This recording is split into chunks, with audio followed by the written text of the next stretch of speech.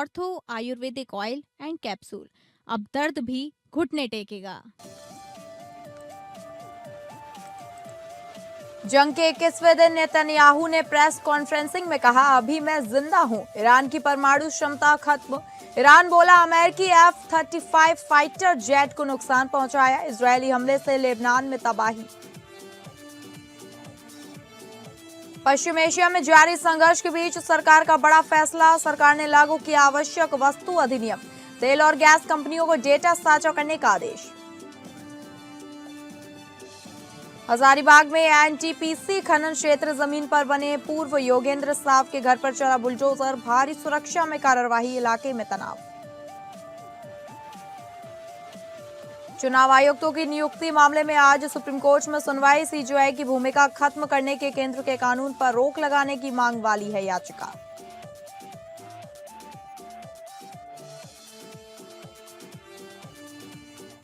नमस्कार, आप सभी का स्वागत है और मैं हूं आपके साथ अंकिता सिंह। बुलेटिन का रुख करेंगे बड़ी खबर से, जहां पश्चिम एशिया में जारी संघर्ष का 21वां दिन। अभी मैं जिंदा हूं, लाइव आकर नेतन्याहू बोले। नेतन्याहू ने प्रेस कॉन्फ्रेंसिंग में कहा, अभी मैं जिंदा हूं। नेतन्याहू बोले, ईरान की परमाणु क्षमता खत्म। नेतन्याहू बोले, ईरानी गैस फील्ड पर हमला हमने किया। ईरान बोला, अमेरिकी F-35 फाइटर जेट को नुकसान पहुंचाया। इजरायली हमले से लेबनान में तबाही। आपको बता दें, पश्चिम एशिया में जारी संघर्ष 21वें दिन भी प्रवेश कर चुका है। अमेरिका और इजरायल के हमले से ईरान भी पलटवार कर रहा है। इजरायली पीएम नेतन्याहू ने प्रेस कॉन्फ्रेंसिंग की। इसमें उन्होंने कहा कि अभी मैं जिंदा हूं और ये जंग हम जीत रहे हैं। उन्होंने आगे कहा कि ईरान बर्बादी की ओर बढ़ रहा है। उन्होंने कहा कि हमने 20 दिनों के युद्ध में सफलता हासिल की है। बेंजामिन नेतन्याहू ने कहा कि उन्होंने अमेरिका को युद्ध में नहीं ढकेला। राष्ट्रपति ट्रंप अपना फैसला खुद लेते हैं। इस दौरान उन्होंने ईरान के परमाणु क्षमता को लेकर भी बड़ा दावा दिया। इजरायल के प्रधानमंत्री बेंजामिन नेतन्याहू ने कहा कि इजरायल ने ईरान के साउथ पार्स गैस क्षेत्र पर हमला किया था और यह हमला अकेले किया गया था। नेतन्याहू ने यह भी पुष्टि की कि अमेरिकी राष्ट्रपति डोनाल्ड ट्रंप ने उनसे ऊर्जा बुनियादी ढांचे पर आगे हमले रोकने का अनुरोध किया था। तो दूसरी ओर ट्रंप ने कहा कि उन्होंने नेतन्याहू को इस हमले के खिलाफ चेतावनी दी थी और कहा था कि ऐसा ना करें। ट्रंप ने यह भी कहा कि अमेरिका ने इस हमले को मंजूरी दी नहीं थी और ना ही इसमें भाग लिया गया था। ट्रंप ने कहा, हमारे बीच समन्वय है, लेकिन कभी कभी वह कुछ ऐसा करते हैं और अगर मुझे यह पसंद नहीं आता तो हम ऐसा नहीं करेंगे। इस हमले के बाद ईरान ने सऊदी अरब, कतर और संयुक्त अरब अमीरात में ऊर्जा सुविधाओं पर हमला किया, जिससे वैश्विक ऊर्जा बाजार में तनाव बढ़ गया है। इजरायल और ईरान के बीच चल रहा युद्ध अब एक बेहद खतरनाक मोड़ पर पहुंच गया है। इजरायली सेना के अनुसार गुरुवार आधी रात से ठीक पहले ईरान ने एक और बड़ा मिसाइल हमला किया। इजरायली प्रधानमंत्री बेंजामिन नेतन्याहू ने एक प्रेस ब्रीफिंग में स्पष्ट किया कि इजरायल अपनी रक्षा के लिए स्वतंत्र रूप से निर्णय ले रहा है। इजरायल के प्रधानमंत्री बेंजामिन नेतन्याहू ने एक साथ कई सारे सवालों का जवाब दिया। इतना ही नहीं, ईरान की परमाणु क्षमता को लेकर बड़ा दावा भी कर दिया। अमेरिका को युद्ध में घसीटने के आरोपों पर उन्होंने तंज कसते हुए कहा कि क्या किसी को लगता है कि कोई राष्ट्रपति ट्रंप को समझा सकता है कि उन्हें क्या करना चाहिए? राष्ट्रपति हमेशा वही करते हैं जो अमेरिका के हित में होता है। मिडिल ईस्ट में जारी जंग के बीच इजरायल के प्रधानमंत्री नेतन्याहू ने कहा कि ईरान के साउथ पार्स गैस फील्ड से जुड़े प्रोसेसिंग प्लांट पर हमला इजरायल ने अकेले किया था और इसमें अमेरिका शामिल नहीं था।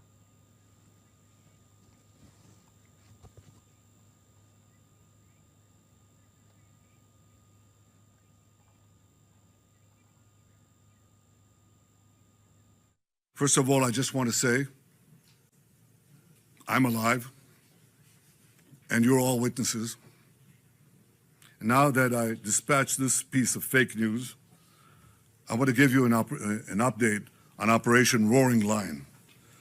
Under President Trump's visionary leadership, America and Israel are acting together in Iran with great determination and unprecedented strength. Operation Rising Lion is designed to remove the existential threats posed by the Ayatollah regime, the regime that has waged war against America and Israel and the people of Iran for 47 years. It chants death to America, death to Israel, and it delivers death to its own people. और अगली बड़ी खबर का रुख करेंगे। पश्चिम Asia में जारी संघर्ष के बीच सरकार का बड़ा फैसला। सरकार ने लागू किया आवश्यक वस्तु अधिनियम। तेल और गैस कंपनियों को डेटा साझा करने का आदेश। भारत विभिन्न स्रोतों से कर रहा तेल गैस का आयात। आपको बता दें, एलपीजी संकट और पश्चिम एशिया में जारी युद्ध के चलते देश में तेल संकट गहराने की आशंका को देखते हुए सरकार ने आवश्यक वस्तु अधिनियम लागू कर दिया है। इस अधिनियम की मदद से सरकार जमाखोरी और कालाबाजारी को रोकेगी। पश्चिम एशिया में जारी युद्ध और तेल और गैस के वैश्विक संकट के चलते सरकार ने आवश्यक वस्तु अधिनियम लागू कर दिया है।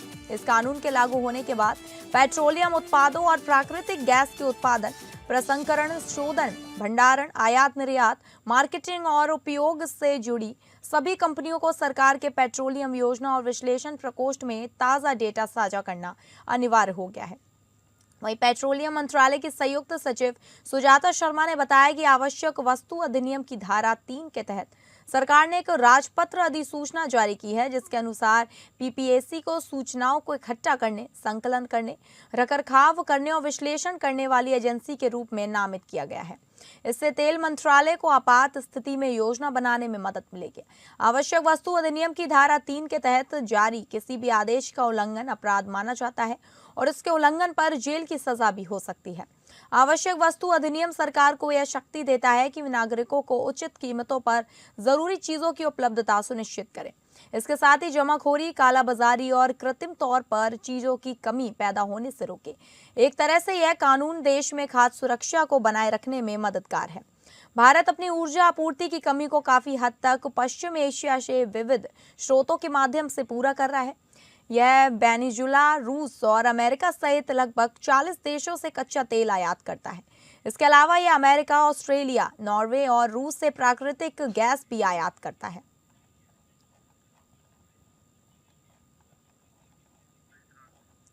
वहीं इस खबर की ज्यादा जानकारी के साथ हमारे इनपुट हेड मनीष राज सिंह हमारे साथ जुड़ गए हैं। मनीष, जिस तरीके से दोनों देशों के बीच लगातार संघर्ष जारी है, वहीं अब आवश्यक वस्तु अधिनियम भी लागू कर दिया गया है सरकार की तरफ से।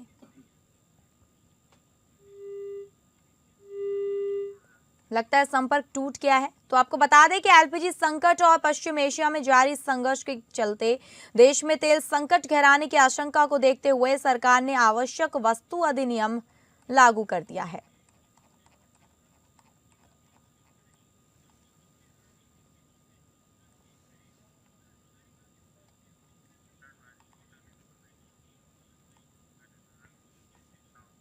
और अगली बड़ी खबर का रुख करेंगे। यूपी भाजपा की जिला कमेटियां होंगी गठित। यूपी भाजपा की जिला कमेटियों की घोषणा इसी सप्ताह 3 दिनों तक लगातार बैठकें करेंगे प्रदेश अध्यक्ष और महामंत्री संगठन। आज से लगातार 3 तक बैठकें होंगी। भाजपा के प्रदेश संगठन के गठन की प्रक्रिया जोरों पर है। जिला इकाइयों के गठन की कार्यवाही 1 सप्ताह के भीतर पूरी करने का लक्ष्य को पार्टी को निर्धारित किया गया है। प्रदेश भाजपा अध्यक्ष पंकज चौधरी और महामंत्री संगठन धर्मपाल सिंह आज से लगातार 3 दिन बैठकें करके इस प्रक्रिया को पूरा करेंगे। दोनों नेता जिला पर्यवेक्षकों, क्षेत्रीय प्रभारी, क्षेत्रीय अध्यक्ष और जिला अध्यक्षों के साथ बैठकें करेंगे। प्रदेश से लेकर जिला स्तर तक भाजपा संगठन के नए सिरे से गठन की प्रक्रियाएं चल रही हैं। जिला इकाइयों के लिए सभी जिलों में पर्यवेक्षक भेजकर संभावित नामों का पैनल गंवाया गया है। आज शनिवार और रविवार को प्रदेश भाजपा मुख्यालय पर मैराथन बैठकों का सिलसिला चलेगा। जिला इकाइयों के गठन की प्रक्रिया के बीच पार्टी की कोर कमेटी की बैठक भी होनी है।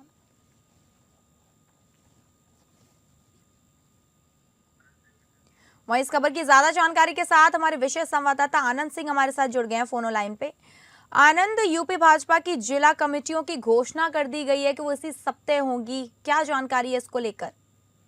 अब बिल्कुल देखिए, एक लंबे इंतजार के बाद भारतीय जनता पार्टी ने अपने प्रदेश अध्यक्ष पर मुहर लगाई थी। पंकज चौधरी को नया प्रदेश अध्यक्ष बनाया गया था और उसके बाद से लगातार ये माना जा रहा था कि जल्द से जल्द जो संगठन है उसको विस्तार दिया जाएगा, संगठन में फेरबदल किए जाएंगे और पंकज चौधरी एक अपनी टीम तैयार करेंगे। और उसके बाद अब ये जो एक बड़ी खबर आ रही है भाजपा से जुड़ी हुई है, जो ये बताया जा रहा है कि संगठन के गठन की प्रक्रिया के अंतर्गत अब जो जिला इकाइयां हैं उनके गठन की कार्रवाई जल्द से जल्द पूरी कर ली जाएगी। और पार्टी नेतृत्व ने जो बताया जा रहा है कि ये तय किया है कि 1 सप्ताह के भीतर जो जिला स्तर की टीमें होंगी भारतीय जनता पार्टी के, उनका ऐलान कर दिया जाएगा। यानी एक तरह से जो संगठन है भारतीय जनता पार्टी का वो उसकी प्रक्रिया पूरी हो जाएगी। आज पंकज चौधरी के अध्यक्ष बनने के बाद से लगातार उथल पुथल मची हुई थी। इस बात को लेकर लगातार कवायद की जा रही थी कि किस तरह से संगठन को नया स्वरूप दिया जाए। और अब जबकि इस बात की खबर आ रही है कि एक हफ्ते के भीतर भारतीय जनता पार्टी का जो जिला स्तर तक का संगठन है वो पूरी तरह से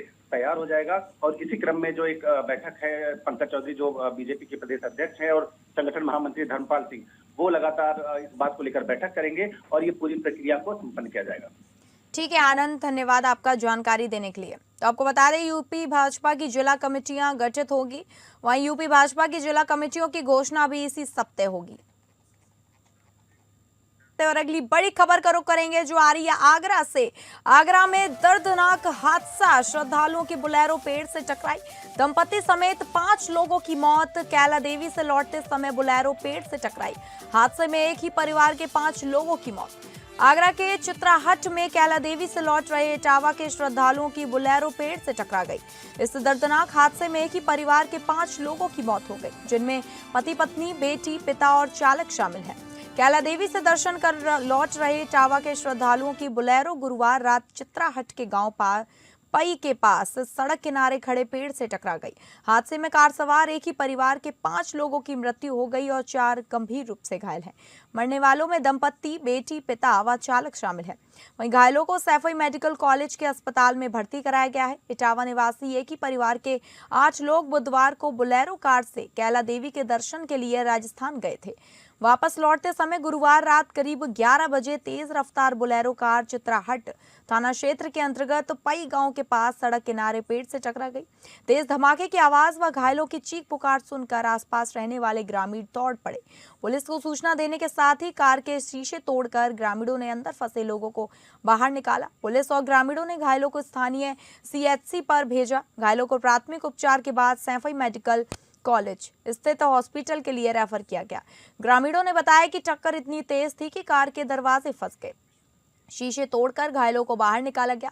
इंस्पेक्टर चित्राहट सीमा ने बताया कि प्रथम दृश्य चालक को झपकी के कारण हादसा हुआ।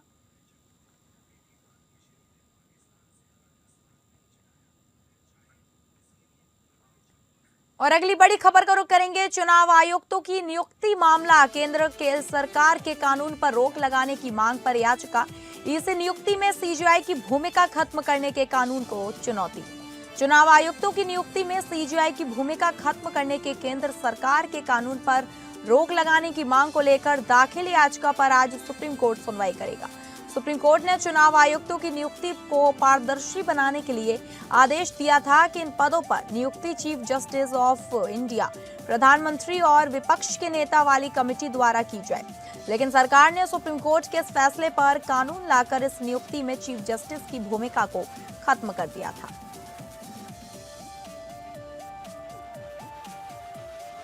वहीं इस खबर की ज्यादा जानकारी के साथ हमारे संवाददाता विवेक सिंह चंदेल हमारे साथ जुड़ गए हैं। विवेक, पूरा मामला क्या है, विस्तार से बताइए।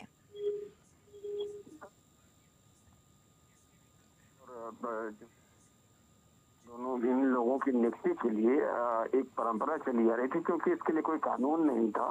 तो जो प्रधानमंत्री हैं वो कैबिनेट की सलाह पर सिफारिश करते थे और राष्ट्रपति उनके नामों की घोषणा कर देते थे।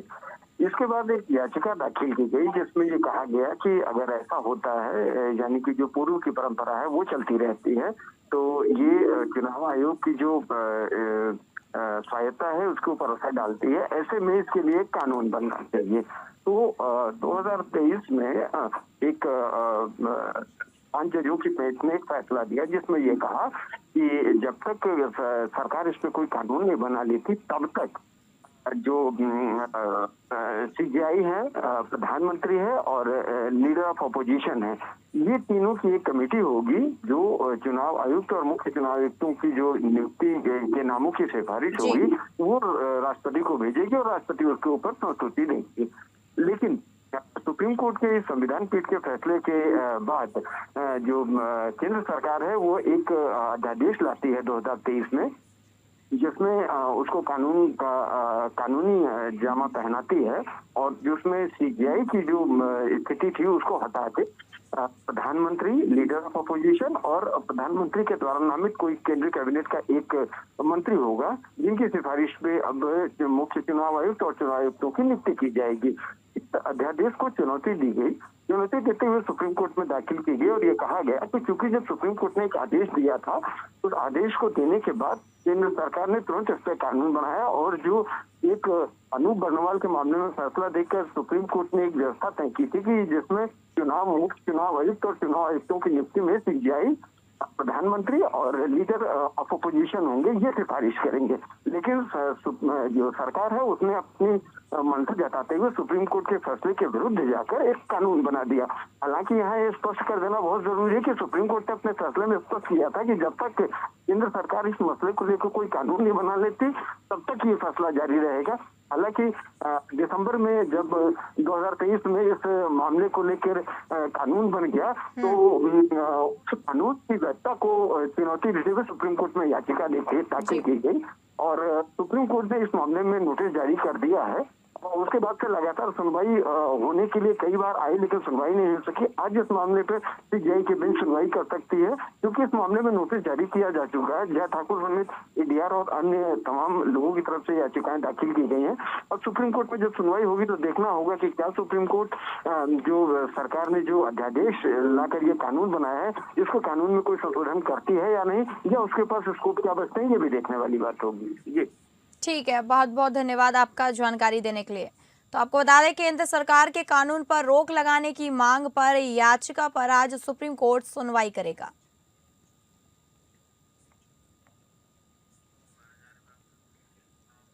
और अगली बड़ी खबर का रुख करेंगे। हजारीबाग पूर्व मंत्री के घर पर बुलडोजर। एनटीपीसी खनन क्षेत्र जमीन पर बना था घर। पूर्व मंत्री योगेंद्र साव के घर पर चला बुलडोजर। भारी सुरक्षा में कार्रवाई, इलाके में तनाव। हजारीबाग जिले के जोरदाग झुमरी टांग में स्थित पूर्व मंत्री और कांग्रेस नेता योगेंद्र साव के घर पर गुरुवार को बुलडोजर चलाकर ध्वस्त कर दिया गया। यह कार्रवाई एनटीपीसी द्वारा भारी सुरक्षा व्यवस्था के बीच की गई। जानकारी के अनुसार यह मकान चट्टी बरियातू कोल माइंस परियोजना क्षेत्र के सामने स्थित था और जिस जमीन पर बना हुआ था वह पहले से खनन कार्य के लिए कंपनी को आवंटित की जा चुकी थी। एनटीपीसी की टीम पुलिस और सुरक्षा बलों के साथ मौके पर पहुंची और पूरे क्षेत्र को घेर कर कार्रवाई को अंजाम दिया। इस दौरान किसी भी अप्रिय घटना से बचने के लिए इलाके में आवाजाही पर भी रोक लगा दी गई थी।